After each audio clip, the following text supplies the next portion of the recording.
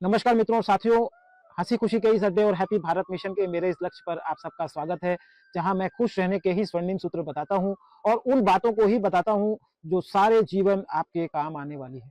हमारे शास्त्रों में श्रीमद् भगवत गीता को बहुत ही सम्मान दिया गया है और इसे मेरे समझ से तो राष्ट्रीय ग्रंथ घोषित करने की जरूरत है। गीता ज्ञान का सागर है और जो मुझे लगता है हर बच्चों को, हर मानव को जितनी जल्दी जान जाए, सीख जाए, वो इस जीवन में टेंशन फ्री रह सकता है। आइए आपको श्रीमद् भगवत गीता के पहले अध्याय का सार बताता हूं, जिसे हमें सीखने की और जानने की जरूरत है। श्रीमद् भगवत गीता में हम यह सीखते हैं कि जब युद्ध जैसी परिस्थिति बनी तो दुर्योधन भी अपने घर के बुजुर्गों के पास गए। जहां हमें यह सीखने की जरूरत है, कोई भी आपातकालीन परिस्थिति हमारे जीवन में अगर बने तो हमें अपने घर के बुजुर्गों के पास सर्वप्रथम जाना चाहिए। जैसा कि हम गीता के प्रथम अध्याय में सीखते हैं, जब युद्ध शुरू हुआ तो सर्वप्रथम द्रोणाचार्य के पास पहुंचे। अपनी सारी चुनौतियों, आगे की रणनीति, आगे के दृश्य को उन्होंने अपने युद्ध के प्रधान यानी अपने घर के प्रधान को बताया। अपनी सारी सेना को हुक्म देते हैं कि वे सब प्रकार से अब से वे भीष्म पितामह की रक्षा करने का आदेश देते हैं, जो यह दिखाता है कि चुनौती और विपत्ति और युद्ध के समय हम सब अपने घर के बड़े बुजुर्गों की रक्षा करें, उनकी बात माने और उनके आदेश का ही पालन करें और उनकी ही सब प्रकार से हम रक्षा करें, उनके मार्गदर्शन में ही हम सब रहें।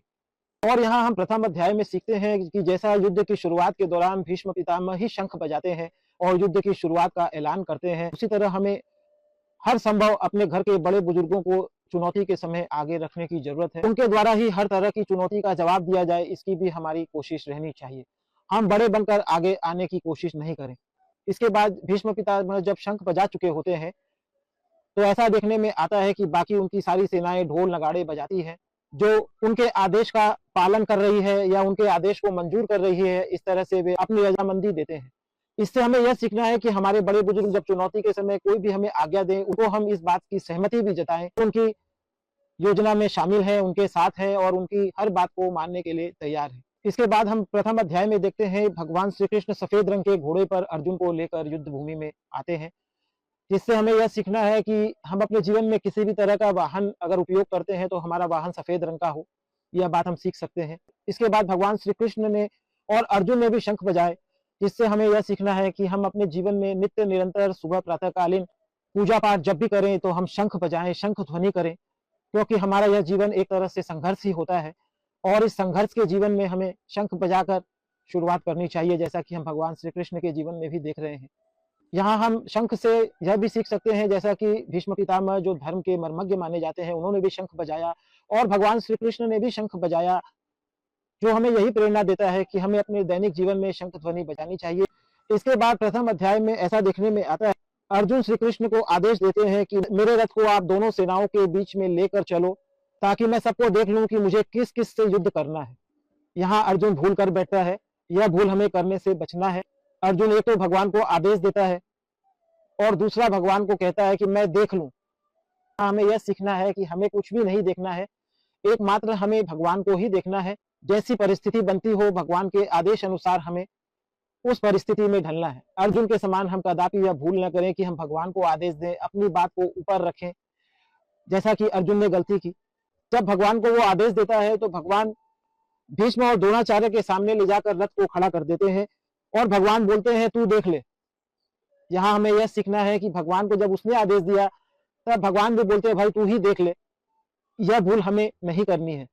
इसके बाद अर्जुन युद्ध में सामने से जब लड़ने वाले लोगों को देखता है तब उसके हाथ पैर कांपने लगते हैं, उसके शरीर में कंपन होने लगता है, उसका शरीर सूखने लगता है, उसकी त्वचा में जलन होने लगती है, मन भ्रमित होने लगता है, उसके खड़े होने का सामर्थ्य खत्म हो जाता है, उसको सारी स्थितियां विपरीत दिखने लगती है, नकारात्मक विचार उसके मन में आने लगते हैं, कर्म क्षेत्र से वह भागने का प्रयास करना चाहता है और इस तरह के हालात में वह रथ के पिछले हिस्से में जाकर बैठ जाता है।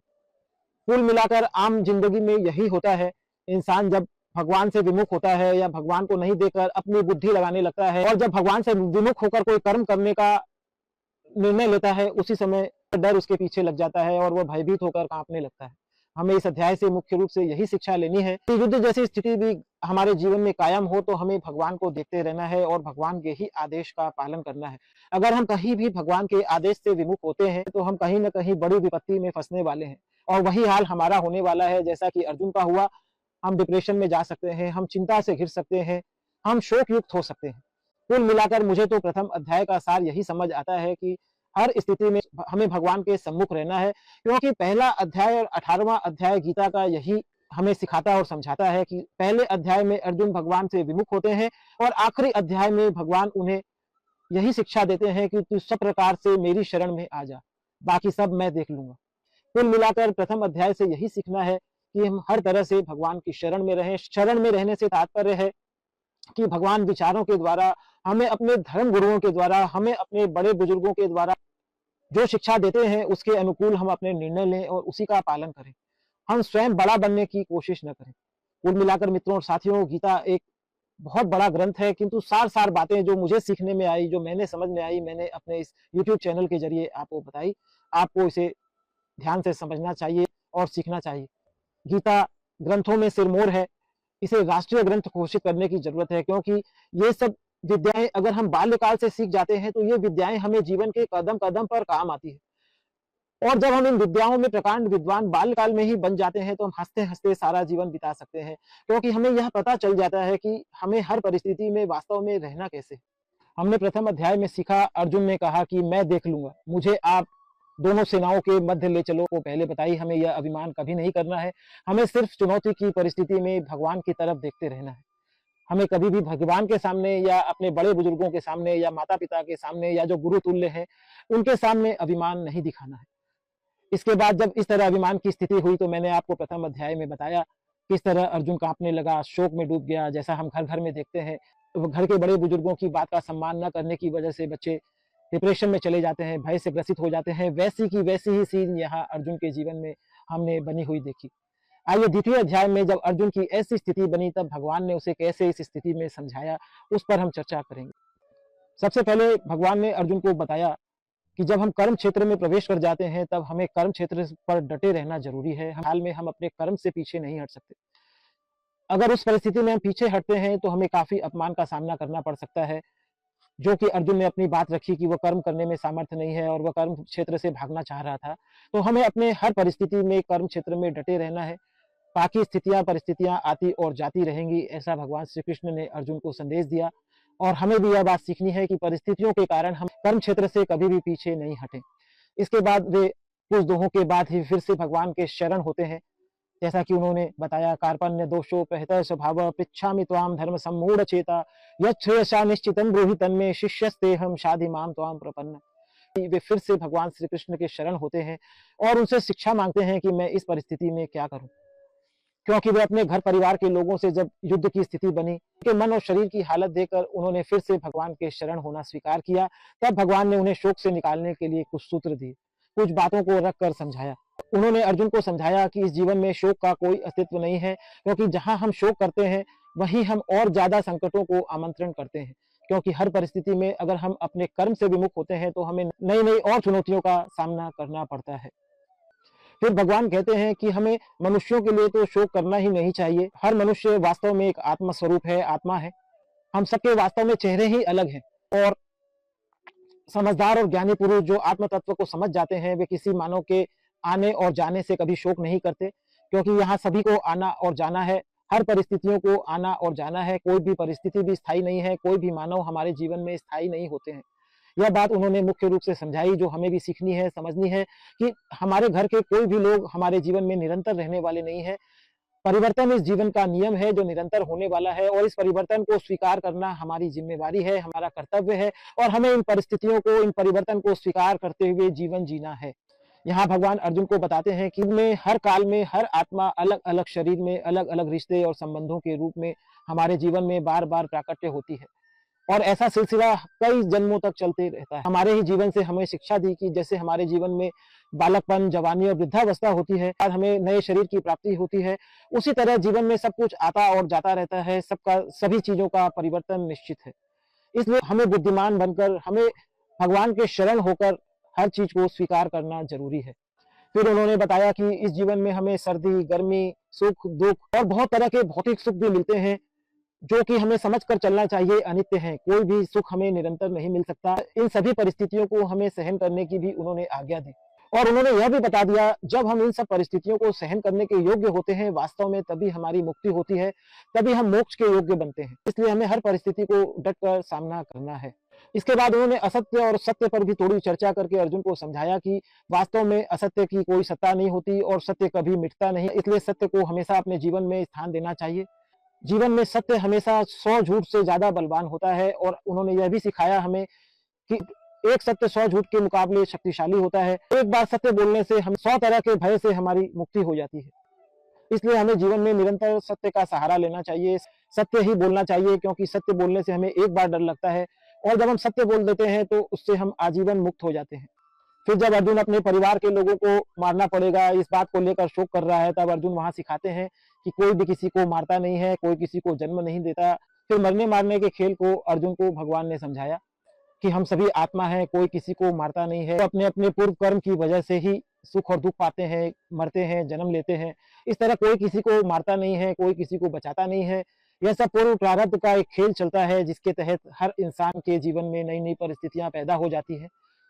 और ऐसी परिस्थिति में भी भगवान ने कहा कि हर परिस्थिति का हमें आदर करना है, डट कर सामना करना है, किंतु कुल मिलाकर हमें भगवान श्री कृष्ण या अपने गुरु के सानिध्य रहना है, उनके मंत्रों को जप करते रहना है, क्योंकि भगवान श्री कृष्ण का गीता में आदेश है कि हर प्रकार से हम उनकी शरण में रहकर ही अपने कर्म करें।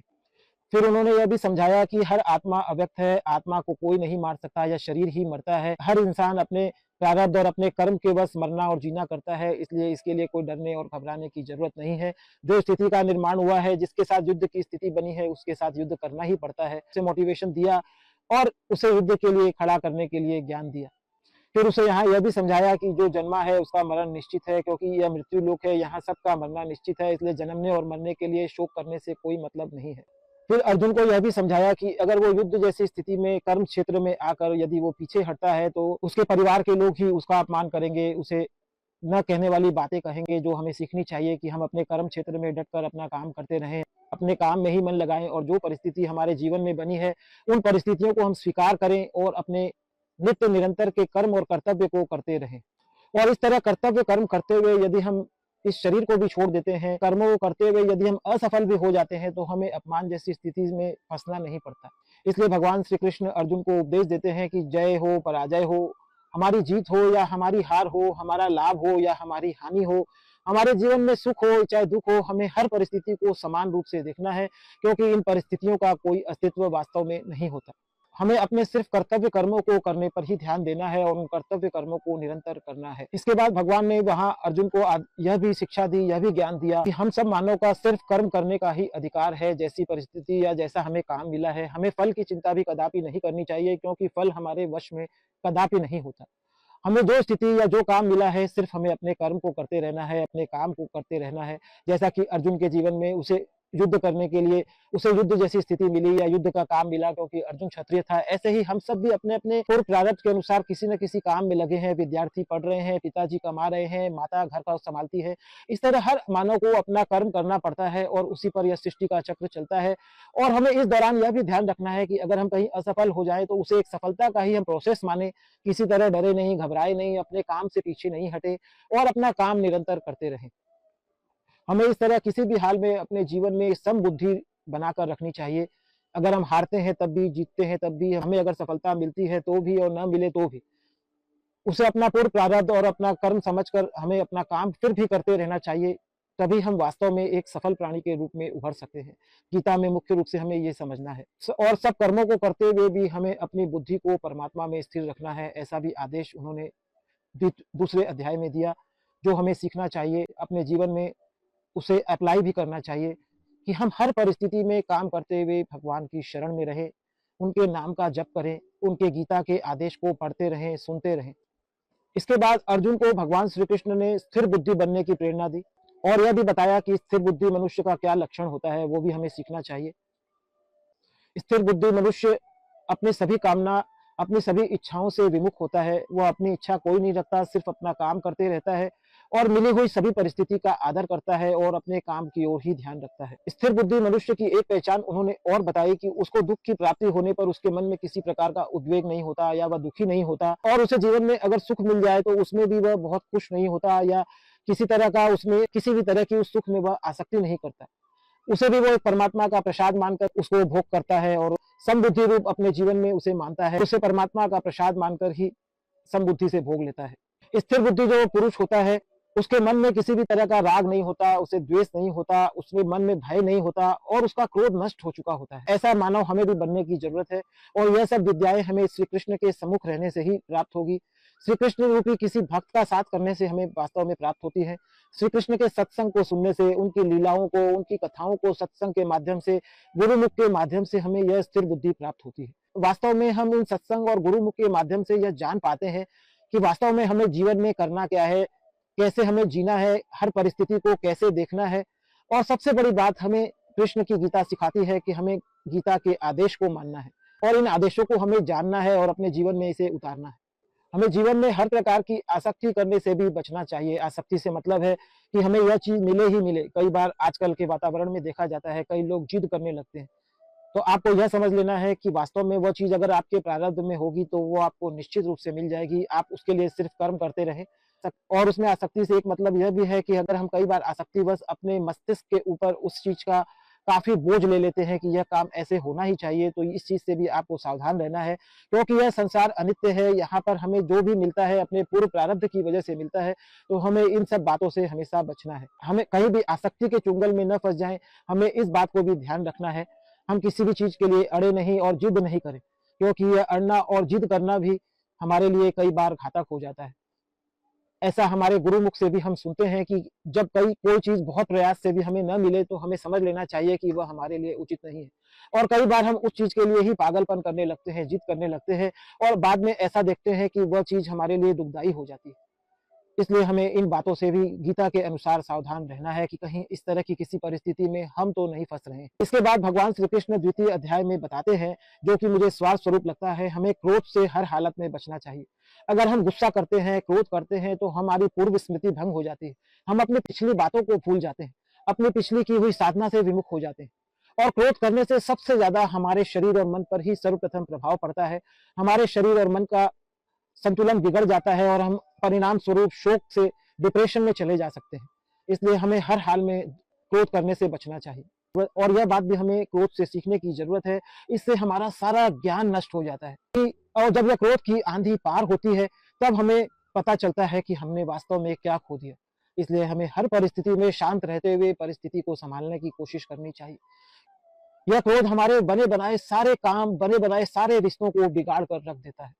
इसके बाद भगवान श्री कृष्ण द्वितीय अध्याय में बताते हैं, जो मुझे समझ आया, हमें हर हाल में अपने इंद्रिय और मन को वश में कर रखने की कोशिश करनी चाहिए। और इसके लिए उन्होंने कई रास्ते भी गीता में बताए कि हम यम, नियम और प्राणायाम के द्वारा अपने मन को वश में रखें।